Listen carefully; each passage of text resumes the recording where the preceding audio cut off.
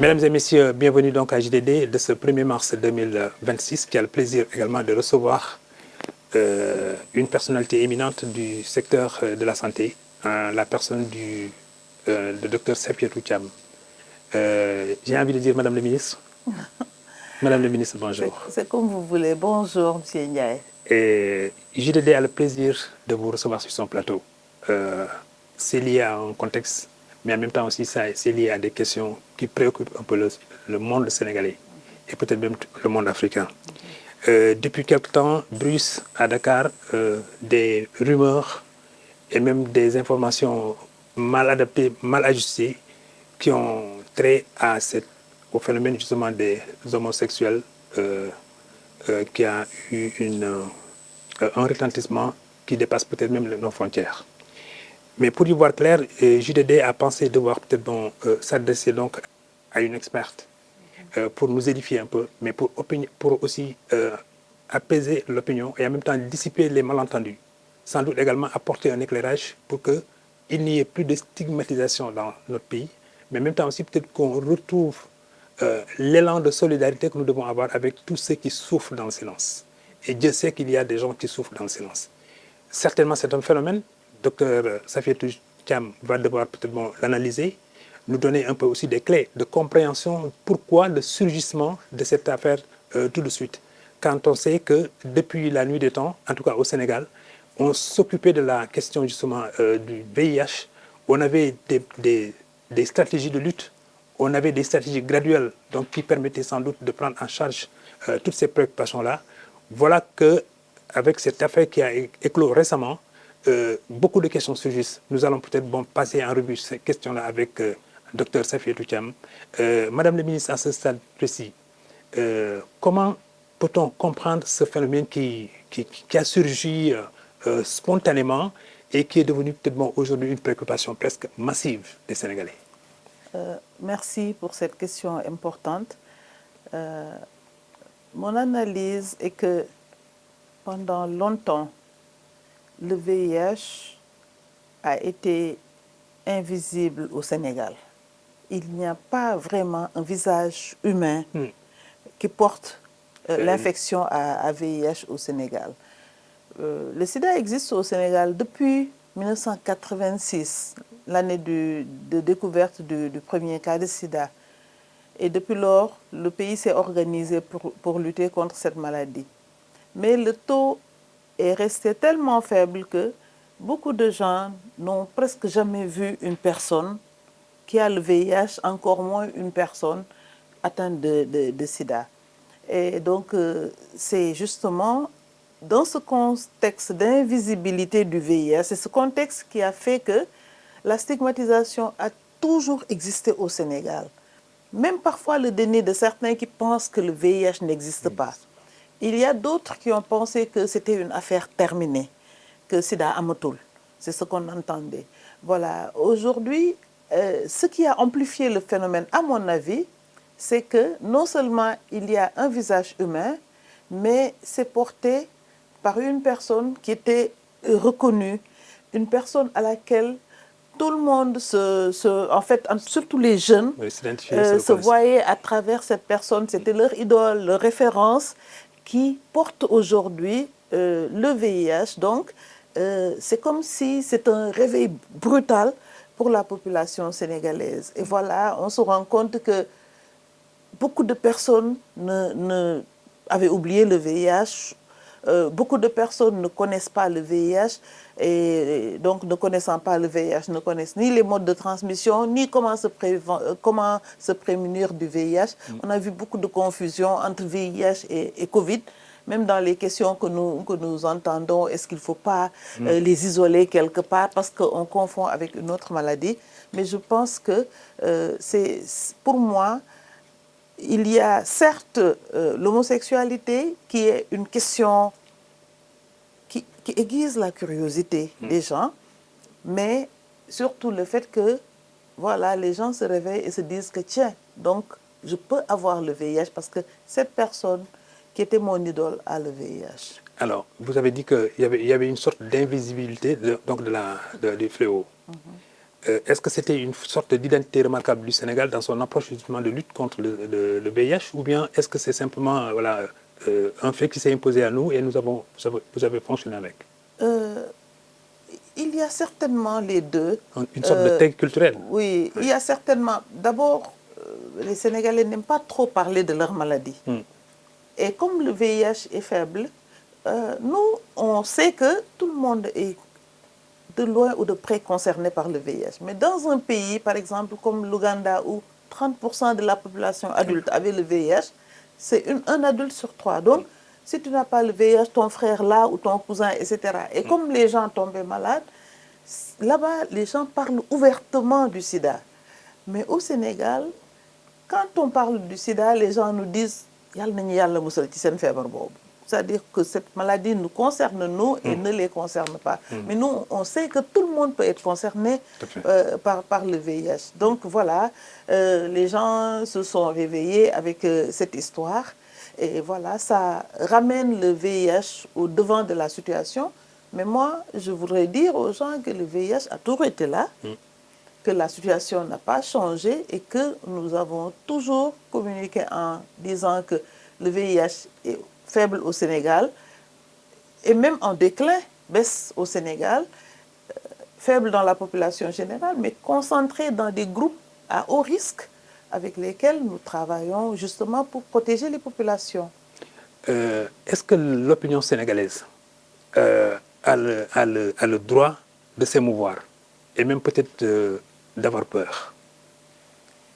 Le droit, je ne sais pas, mais il n'y a pas lieu d'avoir peur. En tout cas, il n'y a pas, je veux dire, il n'y a pas de raison aujourd'hui plus qu'hier ou avant-hier. D'avoir peur. Voilà, parce que la situation n'a pas changé. Je pense que la situation de cette année, comme de celle de l'année dernière et d'autres années, sont pareilles. Les gens doivent peut-être juste comprendre que le sida, c'est une maladie comme une autre, mais une maladie qui est bien connue. Une maladie qui a 3 voies de transmission. Mais elle est maintenue au Sénégal essentiellement par la transmission sexuelle. Et il ne faut pas qu'on se cache, qu'on se dit la vérité. La transmission, elle est essentiellement sexuelle, en dehors de la transmission mère-enfant. Et même cette transmission, nous voulons l'éliminer, c'est peut-être 3%, 4% de la transmission.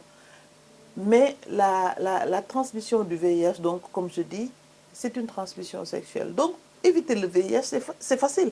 C'est éviter d'avoir une contamination par transmission sexuelle. C'est se protéger. C'est rester fidèle à un partenaire négatif. C'est prendre des médicaments pour ne pas le transmettre à l'autre, ou prendre des médicaments comme la PrEP pour ne pas l'attraper pour des personnes qui prennent des risques. Donc, c'est codifié, c'est connu. Et donc, les moyens existent. Peut-être que nous n'avons peut-être pas beaucoup communiqué à cause de peut-être la pudeur de parler de ces questions. Mais c'est une transmission qui est là, qui existe. Mais notre pays, jusque-là, en tout cas la population générale, est protégée en dehors des 47 000 personnes qui vivent avec le VIH dans notre pays. Mais n'oubliez pas, nous sommes 18 millions de Sénégalais. Il n'y a que 47 000 Sénégalais qui vivent avec le VIH dans le pays. Donc, il n'y a pas lieu de s'alarmer, et ça, il faut être clair. Très bien. Et au moment où cette affaire s'est révélée au grand jour et au grand public, quel était que vous aviez justement fixé, et ensuite, quels étaient les moyens que vous aviez dégagés pour peut-être un peu endiguer un peu ce mal? Nous avons déjà des objectifs opérationnels parce que scientifiquement, nous avons démontré qu'une personne qui prend son traitement ne transmet plus la maladie. Donc, dès lors qu'on avait ça comme postulat, ce qu'il faut, c'est chercher toutes les personnes, les dépister et les mettre sous traitement. Aujourd'hui, au Sénégal, 85%, c'était même en 2024, donc aujourd'hui peut-être que 90% des personnes qui ont le VIH sont dépistées et mises sous traitement. Et avec le traitement qui est très efficace, au bout de 2-3 mois, leur charge virale est indétectable et donc ces personnes ne transmettent plus le VIH. Donc, s'il y a danger, c'est peut-être les personnes qui ne connaissent pas leur statut sérologique qui ne se sont pas dépistées. Mais en général, les personnes qui sont dépistées par les services de santé sont mises sous traitement et souvent ne transmettent plus la maladie. Ça, c'est un objectif que nous sommes en train de poursuivre parce que nous voulons atteindre les 3,95 comme on dit, dépister 95% des personnes vivant avec le VIH, les mettre sous traitement et de faire en sorte qu'elles ne transmettent plus la maladie. L'autre chose, c'est que nous voulons faire reculer les nouvelles infections et nous analysons chaque année. La méthode c'est analysée. Chaque année, on regarde les nouvelles infections qui se sont passées l'année N-1 pour comprendre d'où viennent ces nouvelles infections, pour pouvoir mettre en place une stratégie. C'est vrai que nous avons remarqué depuis 3 ans que les nouvelles infections reviennent à travers les jeunes et maintenant les jeunes adultes. Donc, les jeunes adultes, c'est entre 24 et 45 ans. Ouais. Donc, nous voyons qu'il y a des nouvelles infections qui sont en train d'apparaître dans ces tranches d'âge-là. Il faut certainement comprendre pourquoi cette tranche d'âge. L'autre chose que nous avons vue, parce que toutes nos stratégies ont des bases scientifiques, ou en tout cas, on se base sur des données probantes, des données de recherche ou des données de surveillance. Nous avons remarqué aussi que si on a 90% des personnes qui sont dépistées, chez les femmes, c'est peut-être 98%. Les femmes, elles se dépistent. Elles se dépistent à travers les services de consultation prénatale. En tout cas, elles se dépistent plus facilement. Que les hommes. Chez les hommes, c'est 70%. Donc, aujourd'hui, les 10% des personnes qui doivent être dépistées, c'est presque essentiellement des hommes. C'est essentiellement des hommes. Pourquoi les hommes ne se dépistent pas? Il y a aussi des choses à comprendre. Pourquoi les hommes ne se dépistent pas? Et peut-être qu'il y a une bonne tranche d'homosexuels aussi qui pensent qu'en venant dans les services, on va les démasquer, qui n'ont pas envie peut-être de révéler leur orientation ou leur sexualité. Mais ça, c'est des choses que nous avons remarquées. C'est des choses sur lesquelles nous travaillons dans la plus grande discrétion. Mais ce qu'il faut retenir, c'est que sur les 18 millions de Sénégalais, il n'y a que 47 000 qui sont VIH. Oui, là c'est noté. Donc, vous suivez JDD du 1er mars 2026, donc il reçoit l'ancienne ministre de la Santé, Dr Safietou Thiam, qui est donc une experte effectivement du VIH, même à une échelle africaine. Madame la ministre, vous dites que donc les hommes ont peur. Dans une certaine mesure, il y a un pourcentage d'hommes qui a peur effectivement de se dépister. Mais revenons un peu quand même sur cette question qui a agité un peu le landerneau sociopolitique de notre pays, c'est-à-dire les homosexuels et le sida. Quelque part, est-ce que vous ne vous êtes pas dit qu'il y a une sorte de faille en nous, peut-être que par notre propre pudeur, nous n'allons pas peut-être la dévoiler. Mais objectivement parlant, le fait que peut-être certains des homosexuels qui ont été interrogés par les éléments de la police et de la gendarmerie et avoué qu'en vérité, ils ont multiplié les partenaires. Maintenant, on ne sait pas peut-être s'ils utilisaient la précaution ou s'ils ne l'utilisaient pas, on n'en sait pas grand-chose. Mais au moins, quand même, la multiplication des partenaires était un risque justement ou un facteur d'aggravation effectivement de la propagation. Si bien donc, est-ce que cette révélation justement des pratiques des homosexuels n'ouvre pas une brèche chez vous pour réarticuler un peu votre propre stratégie? D'abord, expliquer le lien entre homosexualité et VIH. C'est vrai que depuis le début, le sida a été décrit en premier chez les homosexuels, à Los Angeles, etc. En Europe, c'est entretenu effectivement dans ce genre de communauté. Et nous avons observé au Sénégal, je l'ai dit tout à l'heure, que la prévalence dans la population générale, elle est faible. Mais dans ces populations d'homosexuels, nous avons vu des prévalences qui sont élevées. Et même à Dakar, c'est même supérieur aux 27% qu'on voit dans la moyenne nationale. Donc nous ne sommes pas, techniquement, scientifiquement, nous ne sommes pas étonnés quand on nous dit que la gendarmerie a arrêté, par exemple, que 14 personnes, les 7 sont VIH. Donc nous, on se dit, c'est dans les proportions de ce que nous observons dans le cadre de notre travail. Effectivement, c'est assez élevé. Pourquoi les homosexuels? C'est vrai qu'il y a des pratiques, mais est-ce que ces pratiques existent seulement chez les homosexuels? Je pense que déjà la pratique homosexuelle, de manière générale, j'ai dit que le sida se transmet par voie sexuelle, hétéro et homosexuel. Mais certainement, les homosexuels sont plus vulnérables parce que souvent marginalisés, il y a certainement des jeunes, il y a la prostitution homosexuelle, Ils sont il y a, stigmatisés. voilà, c'est la stigmatisation qui fait qu'ils sont marginalisés, Ils se replient. ils se replient, ils vivent en vase clos, etc. Et puis, c'est vrai que comme c'est une communauté fermée, c'est peut-être normal que dès qu'il y a un risque, que tout le monde est à risque dans la communauté. Donc, c'est lié à des pratiques peut-être qui sont propres, les pratiques à risque, hein, qui sont propres aux homosexuels. Mais ce n'est pas seulement les homosexuels qui multiplient les partenaires. Il y a aussi des femmes qui font le maran, qui vont dire que voilà, elles pensent qu'elles ne sont pas à risque, mais elles ont 2 ou 3 petits copains, etc. Donc, elles ne se prennent pas forcément comme des travailleuses du sexe, mais pour moi, c'est la même chose, parce que c'est des personnes qui multiplient aussi les partenaires. Donc, il y a les jeunes qui aiment prendre des risques aussi, voilà, et qui n'ont, surtout des jeunes filles, qui n'ont pas toujours les informations pour se protéger, qui ont peut-être des questions, qui n'osent pas toujours aller poser les questions dans les services de santé, de peur d'être stigmatisée. Voilà, une adolescente qui veut, par exemple, avoir des informations sur le préservatif, mais elle va poser la question à qui? Ce n'est pas à sa famille. Dans les services de santé, elle sera stigmatisée. Tu t'intéresses à ça dans la pharmacie. Ah, le préservatif. Donc, c'est ça notre société. Alors, nous avons compris qu'il y a des services qu'il faut apporter aux jeunes.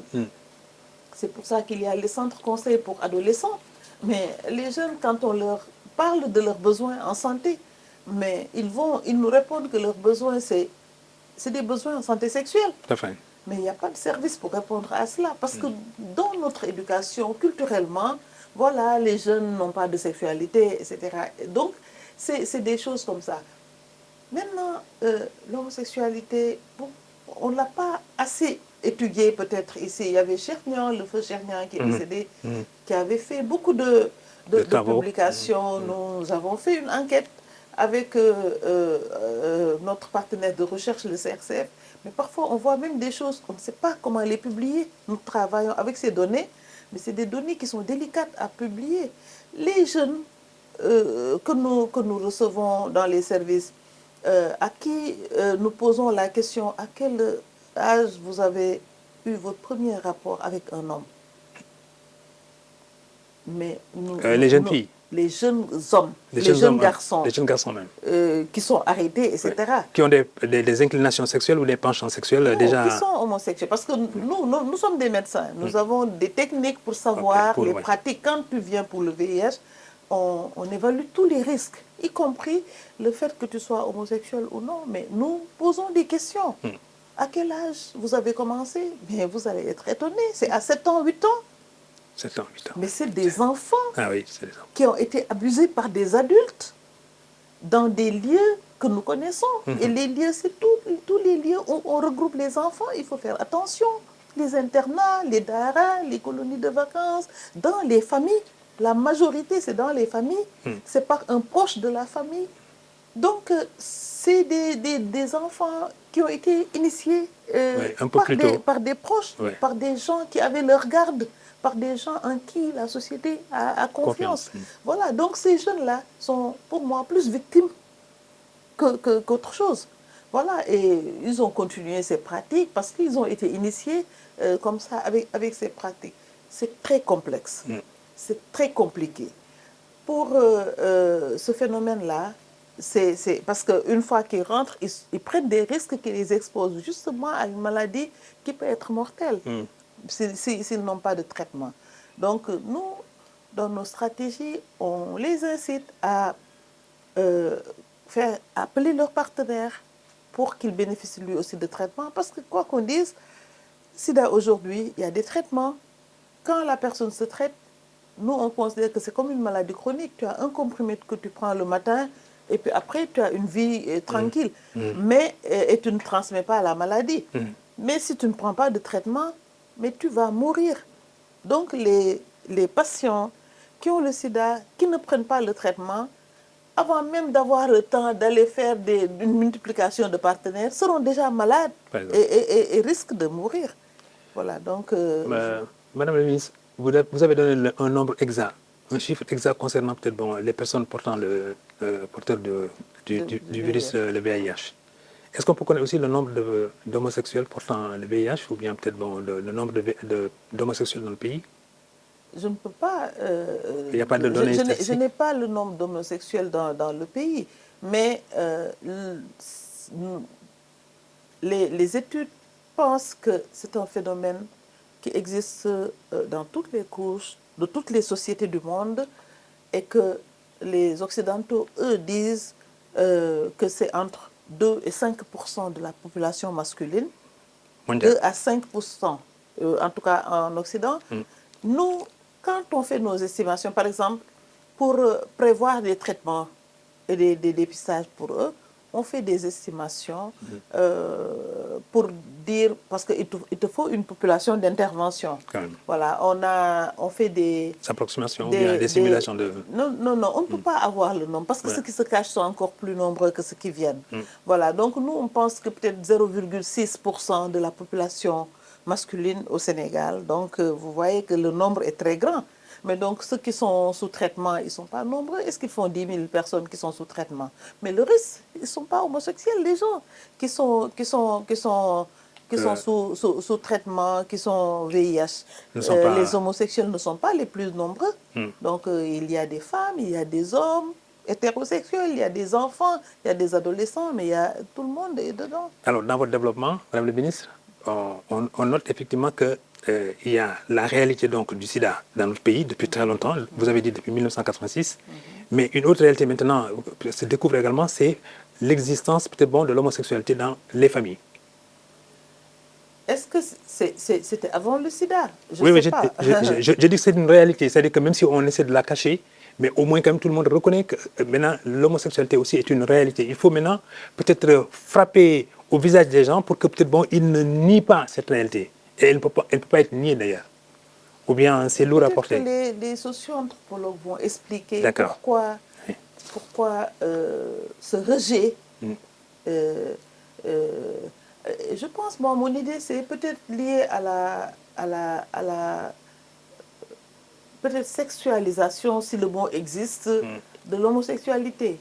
Parce que les Gautigaines, moi, quand j'étais enfant, je l'entendais. Oui. Donc, ça existait dans les familles. On avait un cousin lointain qu'on disait que voilà, c'est un Gordigan, ou dans le quartier. Donc il y a des noms même célèbres. Moi j'ai grandi à Thiès, il y a des noms célèbres bon, est-ce que tous les Gordigan ont des pratiques sexuelles de relations homme à homme? Tout ça, c'est des questions auxquelles les populations n'ont pas, que les populations ne maîtrisent pas. Moi, maintenant, je commence à me poser beaucoup de questions. Même il y a des gens qui sont taxés d'homosexuels et peut-être qu'ils n'ont même pas de relations sexuelles parce qu'ils sont efféminés, parce qu'ils sont entre deux genres, c'est les personnes efféminées, etc. Donc, c'est vraiment... C'est un fourre-tout. C'est un fourre-tout pour peut-être c'est un problème complexe. C'est une question très, très complexe. Mais moi, j'essaie d'analyser le rejet des populations de ces questions. Je pense que c'est lié à le fait qu'on imagine des relations sexuelles, etc., peut-être contre nature, comme on le dit dans le cadre législatif. Mais les homosexuels ont toujours existé. Je pense que ça existe dans Non. toutes les sociétés et culturellement, les gens le connaissent, il ne faut pas nier cela. Donc, moi, je ne comprends pas quand les gens disent que c'est voilà, c'est quelque chose de nouveau, c'est pas nouveau. Voilà, vous suivez donc JDD donc, du 1er mars 2026 avec comme invité pour le jeudi du dimanche, Dr Safia Toucham, ancienne ministre de la Santé. Madame le ministre, vous voyagez souvent en Afrique aussi. Donc vous faites des comparaisons entre la situation du Sénégal et celle prévalente dans d'autres pays. Dans cette échelle de comparaison, avez-vous le sentiment que peut-être notre pays marque des points pour juguler un peu la pandémie, ou bien est-ce que nous accusons quelques raisons de retard liées peut-être à notre absence de réaction vive par rapport donc, à la maladie? Le Sénégal a toujours été cité en exemple dans la lutte contre le sida. On a été vraiment pionnier sur beaucoup d'aspects dans notre réponse au sida. Et c'est peut-être ce qui nous a valu des résultats quand on compare avec d'autres pays. Le Sénégal, en 1986, avec le premier cas, a mis en place un programme national. Au moment où d'autres pays avaient nié l'existence de l'épidémie dans leur pays. Donc nous, un seul cas, on a mis en place. On aime bien être avant-gardiste. Je pense que même avant le sida, le Sénégal avait un programme de lutte contre les infections sexuellement transmissibles et de contrôle des prostituées au niveau de l'Institut d'hygiène sociale. Voilà. Donc en 1986, on a mis en place un programme. Avec la découverte des antirétroviraux en 1996, l'ONU-SIDA avait mis en place une initiative internationale d'accès aux antirétroviraux en prenant en charge des traitements pour les pays où il y avait le plus de VIH. Et le Sénégal ne faisait pas partie de ces pays. Mais les experts, et il faut louer le travail de nos prédécesseurs, Ibrahim Ndoye, professeur Mboup, professeur Eva Maricol, donc avait à l'époque, s'était battu, avait eu vraiment l'idée de travailler avec les autorités politiques qui font confiance aux experts pour mettre en place au Sénégal la première initiative nationale d'accès aux antirétroviraux. Donc c'était l'initiative sénégalaise d'accès aux antirétroviraux où les premiers traitements au Sénégal ont été achetés sur le budget national. Et c'est ça qui continue. C'est-à-dire on inscrit dans la loi budgétaire chaque année une ligne pour acheter les médicaments contre le sida. Donc le Sénégal était avant-gardiste. Tout ça, c'est des éléments qui, pour étayer le fait que le Sénégal a toujours été cité en exemple. Le Sénégal, vraiment comparé à d'autres pays africains, nous avons une prévalence qui est très faible. Même les pays qui sont autour du Sénégal, la Gambie, Guinée-Bissau, ont des taux beaucoup plus élevés. Juste un moment sur prévalence. Pour l'opinion, prévalence signifie quoi? C'est le pourcentage d'adultes qui a le VIH. C'est le pourcentage d'adultes, parce que c'est à partir de adultes et enfants, c'est ça, voilà, qui ont le VIH. Donc c'est ça la prévalence, c'est le pourcentage, pour le dire en termes généraux. Donc ça veut dire que sur 100 adultes, combien d'adultes ont le VIH? Sans vous titiller, il n'y a pas eu de relâchement? Non, il y a une baisse régulière de cette prévalence. De ce pourcentage, ça baisse régulièrement. Le nombre de personnes qui ont le VIH par rapport à la population, parce que la population augmente. Augmente, bien sûr. Donc le nombre est stable, parce que voilà, les gens aussi ne meurent plus de VIH. Donc faites le rapport, quand la population augmente, c'est le dénominateur, vous voyez que le nombre de personnes qui sont atteintes n'augmente pas, donc la prévalence baisse et peut-être se stabilisera un moment. Ok, donc si là... oui, allez. Donc j'étais en train de développer sur votre question, sur les résultats du Sénégal comparés à d'autres pays. Donc quand on regarde les indicateurs VIH, le Sénégal a de bons résultats. Quand on regarde même les personnes qui ont accès au dépistage, au traitement, etc., le Sénégal a de bons résultats. Mais là où le bas blesse, c'est au niveau de l'environnement de travail. C'est l'environnement qui doit respecter, qui doit protéger les droits humains.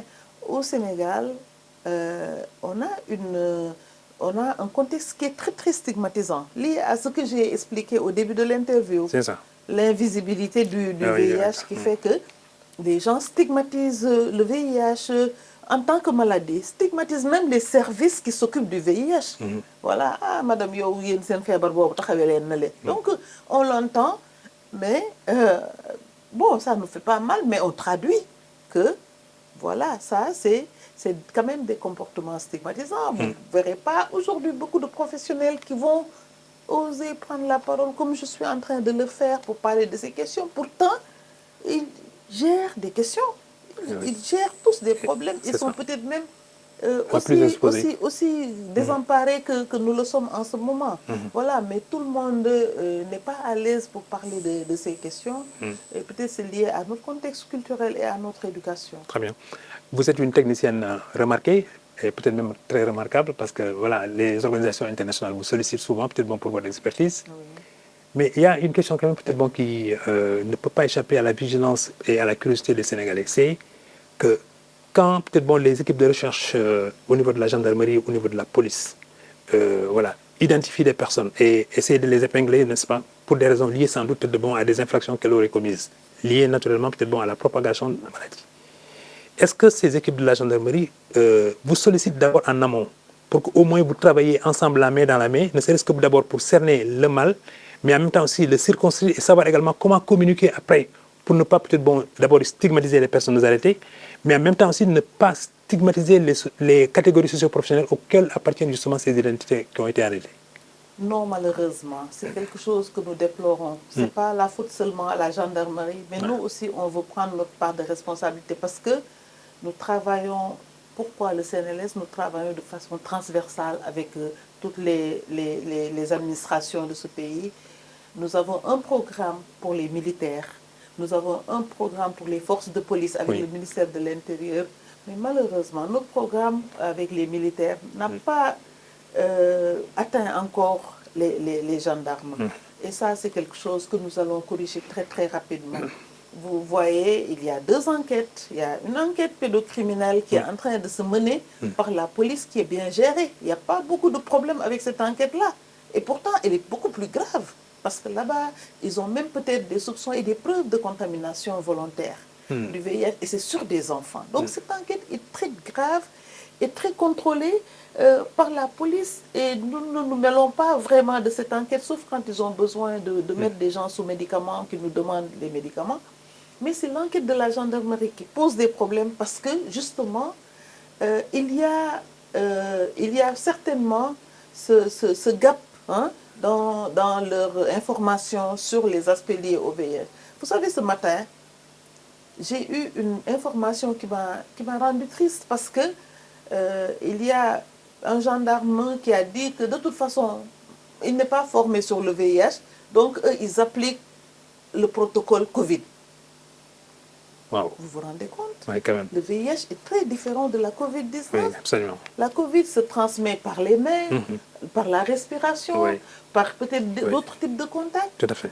Mais voilà, lui, il assume, il dit, donne son numéro de téléphone si vous voulez appeler, donner à un qui m'appelle, etc. Parce que, bon, voilà. C'est une forme d'ignorance, hein? Voilà, et accepter qui dit, j'applique protocole Covid. C'est quoi protocole Covid? On nous désigne une personne, à l'époque de Covid, c'était ça, qui a la Covid-19, on teste la personne, si elle est positive, allez, on l'attrape et on le met en quarantaine. Voilà, ici on l'attrape et puis voilà, on l'amène chez le procureur. Donc moi j'étais ahurie d'entendre cela, mais c'est une information qui est très importante pour moi aussi. Donc nous allons travailler, nous avons déjà approché le leadership de la gendarmerie pour les informer et commencer notre plaidoyer. Et nous pensons effectivement qu'à partir de cette année, les gendarmes feront aussi partie de nos stratégies. Nous sommes avec les policiers, nous avons élaboré avec la police un module de formation sur les droits humains et le VIH et qui est enseigné à l'école de police ou qui sera enseigné à l'école de police, mais on forme les formateurs sont formés et donc nous sommes en très bonne collaboration avec la police et très avancés sur ces choses-là. Nous devons faire la même chose avec la gendarmerie.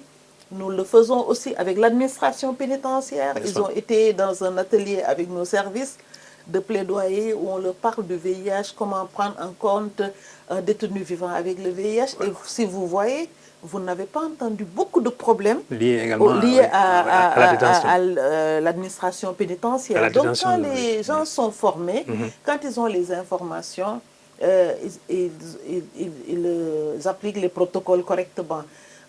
Donc on doit corriger cela. Mais aussi nous sommes ouverts.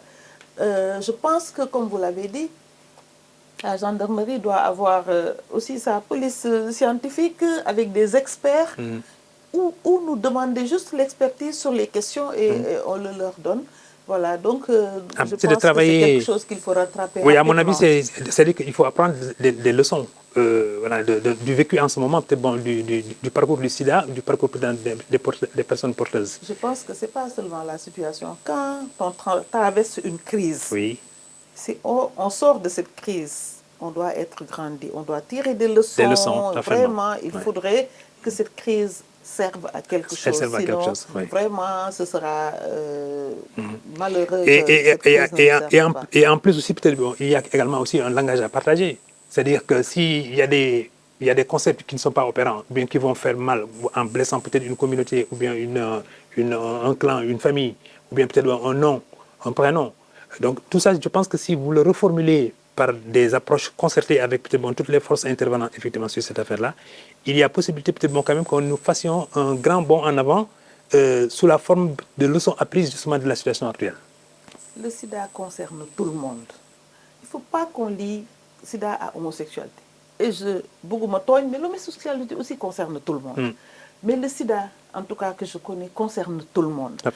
Le sida est dans toutes les classes d'âge, et dans toutes les couches sociales, et dans toutes les régions de ce pays-là. Partout dans le monde, il y a le sida. Donc, il faut juste avoir les bonnes connaissances. Ce qu'il faut savoir, c'est qu'aucun État ne peut préserver sa population du sida. Ce que l'État peut faire, c'est ce que notre État est en train de faire.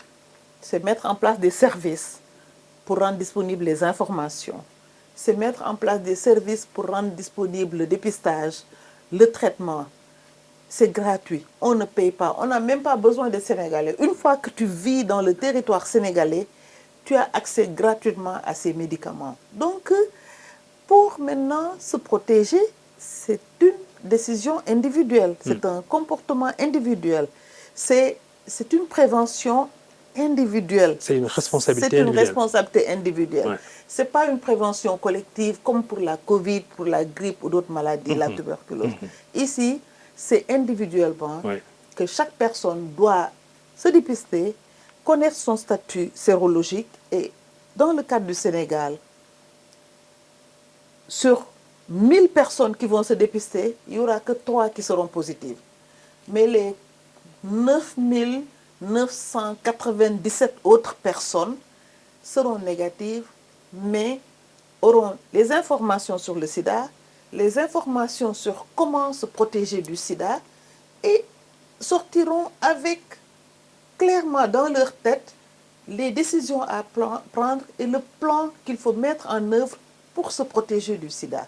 C'est pour ça que le dépistage, dans les conditions maintenant normales, c'est un moyen de prévention. Parce que quand tu viens pour le dépistage, on te fait déjà un counseling pré-test. Avant de te tester, on t'appelle, on te dit voilà, tu es venu pour le test du sida. Tu sais ce que c'est que le sida? Voilà, le sida c'est telle maladie.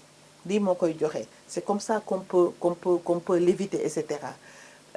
Est-ce que tu es d'accord maintenant, avec toutes les informations qu'on t'a données, de faire le test du sida? Vous le mettez en mise en condition. On te met en condition. Voilà, quand tu l'as, si c'est positif, tu seras pris en charge. Si c'est négatif, au moins tu repartiras avec de bonnes informations. Et la personne te dit oui, parce que c'est obligatoire, la loi nous l'impose de faire ce counseling et d'obtenir son accord. Donc, quand la personne est d'accord, on lui fait le test. Après le test, il y a le counseling pré-test. Aussi bien négatif que positif. Quand tu es négatif, voilà, ton test est négatif, fais tout pour le garder négatif. Ne prends pas de risques, mais si tu prends des risques, reviens faire ton test. Au bout d'un an, par exemple, tu peux venir renouveler ton test. Si le test est positif, c'est tout un accompagnement. Déjà, la personne, il faut le préparer. Si tu ne le prépares pas bien avant, comment tu vas lui annoncer qu'il a le sida? Oh là là. Oui. Voilà, donc c'est pour ça que la préparation avant, elle est importante. Elle est Donc importante. voilà, comme je vous avais dit, il y avait une possibilité, une chance sur 1000 que tu sois VIH, voilà, vous avez le VIH, mais le VIH maintenant, c'est une maladie. Comme une autre maladie, les traitements existent, les traitements sont efficaces, tu vas prendre ça, voilà, le protocole pour le suivi, etc. Donc, c'est bien codifié. Les personnes doivent savoir que des gens travaillent sur ces aspects-là depuis très longtemps. J'aime bien dire les chiffres. Sur les 47 000 personnes qui vivent avec le VIH au Sénégal, les 38 000 ont déjà subi ce que je dis là. Oui. Ils sont sous traitement. D'accord. Ils sont soulagés presque un peu. Voilà, ils sont sous traitement. Donc, il reste le dernier tiers de la course à gérer. On sait que ce n'est pas facile. C'est des populations qui sont difficiles à trouver et c'est encore plus difficile dans ce contexte-là. Avec toute cette désinformation, les personnes vont encore hésiter à venir se faire dépister. Voilà, donc c'est le docteur Safiatou Thiam, donc ancienne ministre de la Santé et secrétaire exécutive du Comité national de lutte contre le sida que nous recevons à JDD. Madame la ministre, une question très sociétale. Avec ce qui se passe et avec les développements voilà, phénoménaux donc, du sida en ce moment, il y a des angoisses qui taraudent un peu peut-être bon, des familles, des pères de famille et des mères de famille qui ont des enfants, qui ont des filles, qui ont des garçons, qui peut-être bon, arrivera un moment où voilà, ils chercheront conjoint ou conjointe. Selon vous, est-ce qu'il y a une attitude ou un changement d'attitude des parents vis-à-vis justement maintenant de leur bru quand il va falloir passer peut-être bon à cette étape où la fille entre en mariage ou le garçon entre en mariage? Vous faites allusion au dépistage prénuptial. Prénuptial, très bien. Qui existe. Ce n'est pas seulement le dépistage du VIH, il y a d'autres maladies qu'on cherche aussi dans le dépistage prénuptial. Nous pouvons aussi promouvoir cela. Déjà, peut-être que ce n'est même pas aux parents de le porter, c'est aux jeunes qui vont se dépister, qui vont se marier dans cette relation de confiance. Aller ensemble faire le dépistage. Ça va consolider justement cette confiance. Donc, c'est quelque chose aussi que nous conseillons, donc les gens qui veulent se marier, parce que comme on ne sait pas qui est qui, donc peuvent aller se faire dépister. Chacun peut aller de son côté s'ils veulent, mais donc vous pouvez conseiller à votre fille de conseiller à son ami qu'ils aillent faire le dépistage. Je pense que si ça peut rassurer, c'est quelque chose qui existe. Je pense qu'il est même dans la loi VIH. Le dépistage, malheureusement, n'est pas obligatoire. Donc, comme je l'ai dit, il faut le consentement de la personne. Donc, c'est leur conseiller de faire le dépistage. Bon, il ne faut pas aller l'imposer. S'il ne fait pas le dépistage, je ne lui donne pas à ma fille. Ça ne concerne pas les parents, ça concerne les deux personnes qui doivent aller faire le dépistage. Parce que faites attention. Et si vous faites le dépistage et que c'est votre fille ou votre garçon qui a le VIH, vous voyez un peu. Mettez-vous à la place, je dis, ça concerne tout le monde et on peut avoir des surprises. Oui, mais vraiment, très pédagogique. Pour rassurer, oui. Ils seront souvent, ils sont négatifs. Ils sont négatifs, quoi. Madame le ministre, il y a une question maintenant qui englobe presque cette problématique. C'est le financement, l'argent, le nerf de la guerre. Avec l'arrivée de Trump à la présidence aux États-Unis et dans la foulée, le Congrès, y compris peut-être bon, aussi le gouvernement américain, commence à se dire maintenant la priorité c'est l'Amérique. Donc on réduit un peu les budgets de solidarité qu'on essaie peut-être bon, de mettre en place pour aider l'ONU-SIDA, pour aider peut-être bon, les maladies comme la tuberculose, pour aider des maladies autres. Est-ce que vous êtes préoccupé par par ce recul de la solidarité et par ce manque de générosité maintenant des grandes puissances? D'abord, le financement du VIH au Sénégal est assuré essentiellement par deux partenaires. Il y avait trois partenaires. Il y avait le gouvernement américain. L'USAID, non? Voilà, l'USAID qui n'existe Qui plus, n'existe mais il y a plus. toujours le gouvernement américain à travers une autre agence. C'est ça. Donc c'était le Fonds mondial de lutte contre le sida, la tuberculose et le paludisme et le gouvernement du Sénégal, donc qui finance la lutte contre le sida au Sénégal. Maintenant, il y a d'autres partenaires du système des Nations Unies et tous les autres partenaires d'appui technique. La coopération française aussi finance beaucoup. Donc, ce sont les grands bailleurs de la lutte contre le sida.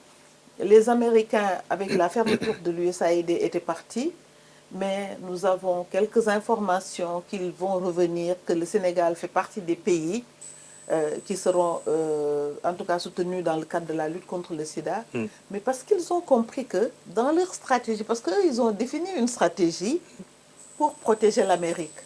Mais dans cette stratégie, pour rendre l'Amérique plus safe, comme ils disent, ils ont compris qu'ils doivent continuer à appuyer la lutte contre les maladies transmissibles. Parce que les maladies n'ont pas de frontières. Elles circulent, hein? Oui, les maladies n'ont pas de frontières, non, vont circuler. Donc, pas de visa non on plus. ne peut pas fermer un pays et laisser les autres pays. Donc, je pense qu'ils vont continuer à soutenir la lutte contre le sida. Maintenant, comment l'avenir le précisera.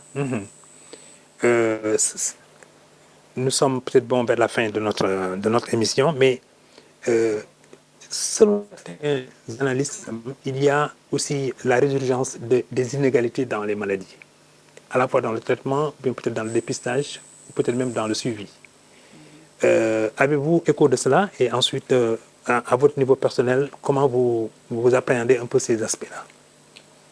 Oui, de manière générale, en fait, c'est l'inégalité même d'accès aux soins, manière générale, à la santé. Ça, c'est tous les spécialistes de la santé le savent. Il y a des catégories sociales, c'est ça, qui sont un peu défavorisées.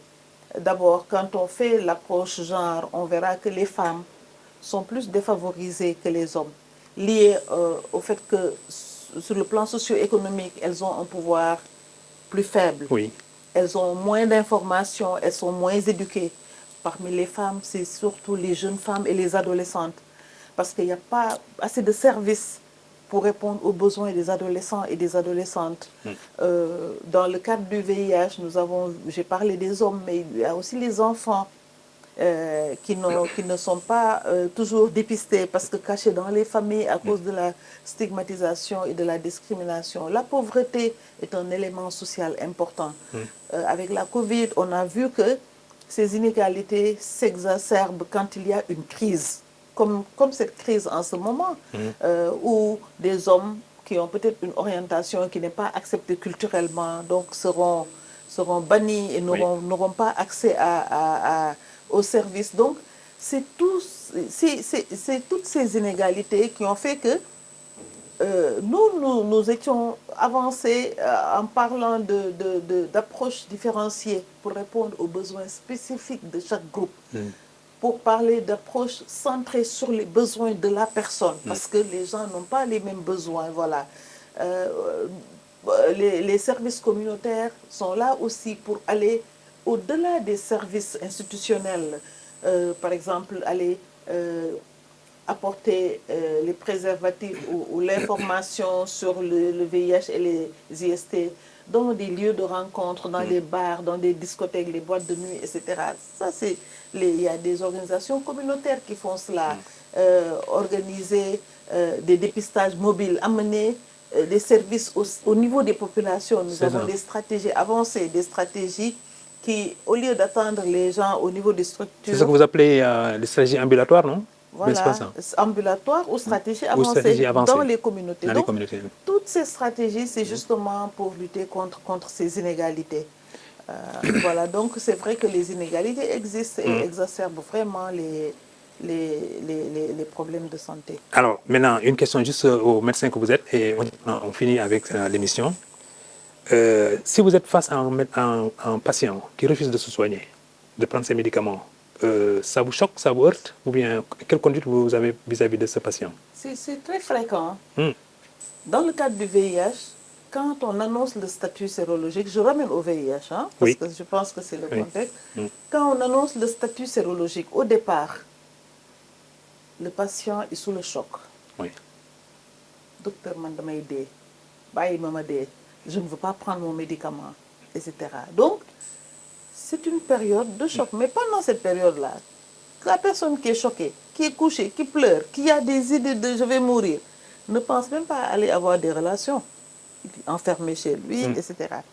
Donc, on a l'habitude d'avoir cela au départ. Mais ça, c'était surtout avant, quand les médicaments n'étaient pas efficaces ou n'existaient pas. Parce que nous, on a exercé quand il n'y avait pas de médicaments. Ou le diagnostic de VIH, c'était vraiment le verdict. Tu peux mourir, effectivement, tu vas mourir. Donc, on a cela. Mais nous sommes formés dans le cadre de ce counseling d'accompagnement-là pour lui dire, Dodé, amna ay garab maa la ko wax soo jëlee garab yi non seulement da ngay wér mais doo ko wàlle et cetera et cetera wax la ba nga kii d'accord maintenant il faut qu'on le dise à ton partenaire si c'est quelqu'un de marié il faut qu'on le dise à ta femme ou il faut qu'on le dise à ton mari. Oui, c'est possible. Léegi ñun les services ce que nous faisons c'est que nous l'accompagnons. Est-ce que mën nga ko wax su fekkee ni mën nga ko wax nga wax ko après nga indil ñu ko su fekkee ni mënoo ko wax soo ko indee ñun danañ la ko waxal noo xam ne dina la jàppale. En français. C'est ça, voilà. Excuse-moi, voilà. Donc, on rassure, oui, on l'accompagne. On rassure les patients dans l'accompagnement en les rassurant. La première chose, c'est il faut le dire à ton partenaire. Alors, est-ce que tu peux lui dire? Si tu ne peux pas lui dire, nous, on peut t'accompagner. On peut lui annoncer cela. Si vous voulez, vous pouvez venir ensemble. Sinon, vous lui annoncez et après, vous le faites venir. Et sinon, si vous l'amenez, nous, on peut lui l'accompagner. Et ce que j'ai remarqué, et ça, c'est mon expérience de médecin, les patients qui guérissent le plus facilement sont ceux qui en parlent à leur partenaire. Et même dans le contexte actuel, ceux qui sont les mieux gérés, parmi ceux qui sont arrêtés, c'est ceux qui en ont parlé dans leur famille. D'accord. Parce que si tu l'as déjà dit à ton frère que tu avais le VIH ou à ta sœur, il n'est pas étonné. Quand les gens crient, il avait déjà l'information. Donc, son rôle sera de venir t'accompagner et de t'aider à gérer cette situation. C'est toujours différent des familles qui l'apprennent en même temps que tout le monde. Donc, c'est toujours bien. Maintenant, ce que dit la loi VIH, c'est que si la personne vous dit que voilà, je ne le dis pas, je n'ai pas l'intention de lui dire, le médecin, s'il y a un risque, peut appeler le partenaire et lui dire. Donc, c'est la responsabilité du médecin. Tout à fait. Voilà, ainsi prend fin ce numéro donc, de JDD du 1er mars 2026 avec Dr Safiatou Thiam. Vous avez découvert peut-être en elle plusieurs ressorts d'humanité, ministre, expert, praticienne, parce qu'elle est médecin, mais en même temps aussi peut-être mère, épouse, sœur, et puis voilà, compatriote, qui a eu peut-être plusieurs rôles à jouer justement sur cette question. Et je crois que les réponses qu'elle a apportées aux questions que nous posions, mais aux questions que nous relayons par l'opinion, c'est peut-être d'édifier l'opinion par rapport donc à ces épreuves que certaines familles vivent, mais aussi que certains compatriotes probablement vont continuer encore à vivre. Madame la ministre, merci beaucoup. Merci beaucoup. Madame la ministre, tey Goulet ñu ñëw ci sa bureau parce que yaay secrétaire exécutif comité national lutte contre le sida muy kuréel bi nga xam ne bii peut-être bon ñëpp ci war a bàyyi xel ñëpp a war a déglu tamit seen i ay tegtal ndax yàgg ngeen ci nekk te ay jàmbaar ngeen ndax béy ngeen waar li ñëpp doon singali wala li ñëpp ragaloon di ko daw léegi xëy na ngir seen liggéey ngir seen xarañteef ak aussi ni ngeen xamee mbir mi ak tamit aussi voilà ni ngeen ci farloo jàppale ngeen ñu bëree bëri ba nga xam ne tiitaange gi sax mu ngi commencé di rocceeku ci Sénégal wante dafa am mbir bu bees ci fan yi rek nga xam ne peut-être bon li ñuy wax mbirum góor jigéen ñi te ñu xawoon ko lëkkaloo ak mbirum sida mais ma bëggoon rek yow ci sa kàddu bopp nga jéem a seppi ñaar yi ndax lëkkaloo bi lu am la wala dañ ko taxañ rek te fekk taxañ boobu nekkul yoon. waaw maa ngi rafetlu invitation bi di rafetlu tamit occasion bi ma am pour leeral waxtaan ak nit yi wax ni sida feebar la boo déggee feebar nag mooy loo xam ne nattu la boo xam ne mën na dal ku nekk mën na dal góor mën na dal jigéen mën na dal mag mën na dal xale am na Sénégal am na ci dëkk àddina bi yëpp am na ci région wu Sénégal yëpp donc tey mënuñu rek lëkkale forcément sida ak affaire borom ñaari tur yi sida feebar la mën na dal ku nekk mais yàlla dafa def rek ni xëy na sida ci ni muy wàllantee ci mbiru sëy ñetti yoon lay wàllantee dina wàllante ci sëy dina wàllante ci yaay ëmb jox ko doomam wala ci affaire deret mais wàllante bi ñu gën a seetlu Sénégal mooy ci sëy góor ak jigéen wala sëy góor ak góor surtout ñu seetlu nag ni bu ñuy xool xayma ñi am sida ci Sénégal bu ñu jëlee ñetti junni nit bu ñu jëlee junni nit ñetti ñoo am sida loolu ci population bi yëpp la mais lim boobu bu ñu demee ci góor yi nga xam ne dañuy seq seen biir ñuy wax borom ñaari tur yi dañu gis lim bi dafay yokk foofu presque 30% mën naa wax 27% presque 30% la boobu fukk yooyu jël xëy na am na ñett yi ñu am sida donc nga gis fële dama ni junni ngay jël pour am ñett fii fukk ngay jël pour am ñett gis nga kii bi donc mu nekk rapport boo xam ne gis nga différence bi loolu moo tax nag ñu leen di gën a tudd xëy na ci affaire sida mais tey boo gisee limu ñi am sida Sénégal xëy na ñoo ñu ëpp ñu ci parce que ëpp ñu ci population bi tey am na 47000 mooy ñaata ñeent fukk ak juróom-ñaari junni nit yoo xam ne tey ñu ngi dund ak doomu jàngoro sida te xëy na ñeent fukki junni yi lu ko yées tuuti ñu ngi faju dépisté nañ leen ba ñu ngi faju ñu bare si ñoom tamit dépisté nañ leen te ñu ngi faju donc sida feebar la boo xam ne dafa nekk Sénégal garab yi am na boobu ba léegi mat na fanweeri at Sénégal di ci góorgóorlu am nañu ay garab di dépisté nit ñi di leen faj waaye fan yi rek li ñu dégg coow li waral coow li nag jaaxal nañu même bu dee am nañ ci ay xalaat mais li gën a man ci li ma foog ni moo gën a waral coow li mooy xëy na dañu góorgóorlu ba sida bëriwul Sénégal ba nit ñi fàtte ni sida am na am ñu fàtte ni sida am na am ñoo xam ne mësuñu gis sida am xale yoo xam ne xëy na ñu màgg nañu mësuñu dégg sax waxu sida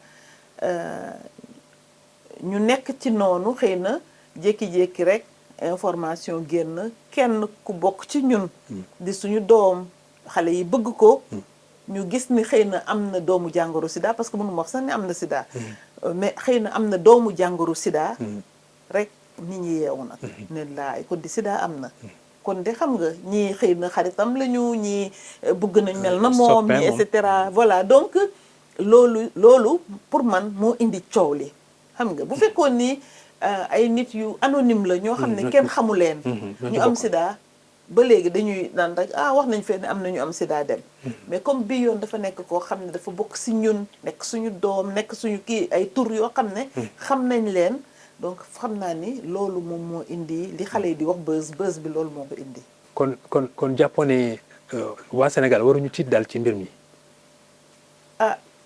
waruñu tiit tey plus que démb wala que suba vraiment amul dara lu bees pour ñun ñi ciy liggéey dara beesul parce que maa ngi koy wax boobu ba léegi ñu ngi ciy liggéey am na ay jéego yu bare yu ñu ciy def nit ñaa ngi ñëw di dépister ñi mu concerné ñu ngi jël seen ay garab voilà ñun ñi ñuy yàgg jaaxal mooy ñi nga xam ne dépisté wuñu parce que tey jii am na séropositif am na séronégatif mais am na séro ignorant ki nga xam ne mësul def test bi pour ñun c'est un séro ignorant kooku bu dee am na sida xëy na mi ngi koy wàlle te xamu ko sax voilà donc ñun pour ñun dara beesul sauf coow li ak information yi ak le fait que nag ñun ñu découvrir que ni ñun boobu ba léegi ñu ngi liggéey waaye ndekete suñu liggéey àggul sax fa mu war a àgg parce que yenn saa yi nga dégg ay wax yoo xam ne kii naan la waaw dañu leen war a dajale jëm ñëpp ber leen fenn ñiy jaawale sida ak Covid ñu jaxase affaire yëpp donc on se rend compte que effectivement xëy na information yi ni mu waroon duggee ci bopp nit ñi duggewu ko.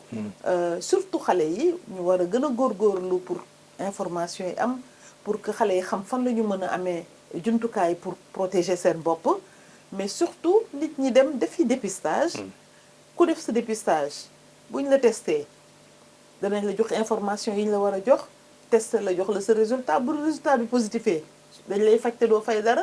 mais bu résultat yi négatif au moins di nga ñibbi ak ay information yoo xam ne xam nga luy sida xam nga lu koy indi xam nga nuñ koy wàllantee xam nga nuñ koy moytoo nga góorgóorlu yow ba dootoo amati sida. xanaa fi muy bëgg ñu daanalee rek ndax bu njëkk ba ministre nga bi ngay nekk ministre sax defe naa jongoma ju ndaw nga woon wante yàlla may na la ci nga am ci expérience bu mag Afrique tamit di la soxla léeg-léeg yow ak ñoom sa ñoom mag ñoom Eva Marie Coll Seck ñun ñëpp te bon xamee nañ leen ràññee nañ leen ci àdduna bi fi ma bëggoon daaneel rek mooy ci wàllu weccante xalaat bi ak yeneen kuréel yi par exemple ku mel ni gendarmerie wala mel ni police wala mel ni hôpitaux yi wala mel ni armée mel ni médias yi tamit xam nga ku ci nekk dafa am peut-être bon nooy doxalee say mbir xanaa kay lu mel nii nga xam ne peut-être bon xawi sutura borom sax xëj na ci te mën na yàqaale sax dundam wala dundu njabootam ay doomam yu màgg kon kay defe naa lu mel noonu balaa ñu koy siiwal ba muy jib ci kaw.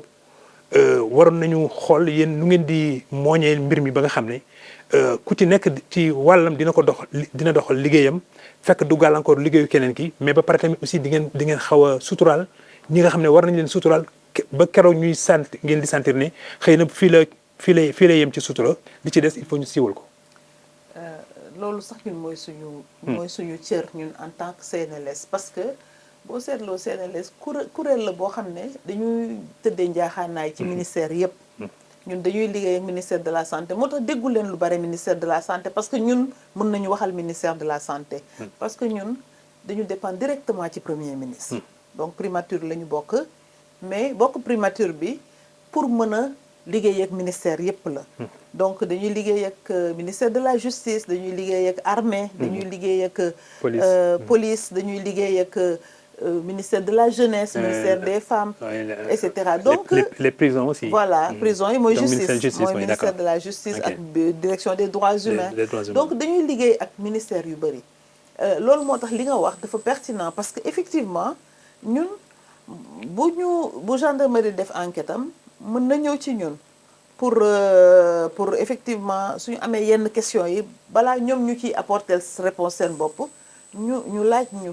xëy na am na ñun démarche boo xam ne man damay nangu ni ñun xëy na waroon nañ ko def parce que maa ngi wax ministère yi ñuy liggéeyal yépp ak police par exemple dañu leen di defal ay formation sur loi VIH sur VIH et droits humains ñoom tey xam nañu ni waruñu beddi ku am sida xam nañu naka la ñuy traité ba nga xam ne may fàttali nag opinion bi que ni bu ñu fàtte ni ñaari enquête ñoo am na benn enquête boo xam ne police mi ngi koy def te deful benn dégât kenn déggu ko parce que enquête boobu xëy na ñoom ñu ci bare xëy na mës nañ leen tàggat ci question yi malheureusement ñun jotuñoo liggéey pour le moment ak gendarmerie pour tàggat leen ci question yooyu tey dégg nañ sax benn gendarme bu wax ni moom dafay appliquer protocole Covid ndax kenn joxu ko protocole VIH xam nga donc loolu man damay jàpp ne effectivement ñun ñoo leen war a tàggat te incha allah dinañ ko dugal ci suñu programme yi même bu dee amatuñu sax xaalis pour